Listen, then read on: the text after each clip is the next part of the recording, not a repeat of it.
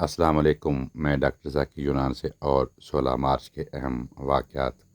16 مارچ 1846 میں معاہدہ امرتسر کے تحت جموں کشمیر 75 لاکھ میں نانک شاہی روپوں میں انگریزوں کے ہاتھوں گلاب سنگھ کو فروخت کر دیا گیا۔ یہ سب سے مشہور واقعہ ہے 16 مارچ کے حوالے سے۔ 16 مارچ 2008 کو جنوبی وزیرستان میں امریکی میزائل حملے میں 20 افراد جان سے گئے اور 8 زخمی ہو گئے۔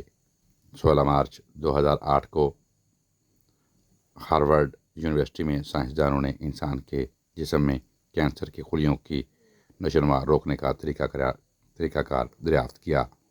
16 مارچ 2007 کو نٹر امریکن ڈیولپمنٹ بینک نے 5 غریب ترین ممالک بولیویا، ہنڈراس، نکاراگوا، ہیٹی اور گیانا کے ذمے $4.4 بلین کے قرضے معاف کر دیے۔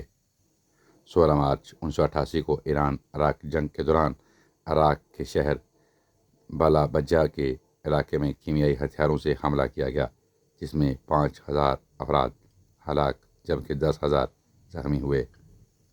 16 مارچ 1959 میں عراق اور سوویت یونین کے درمیان معاشی اور تکنیکی معاہدے پر دستخط ہوئے۔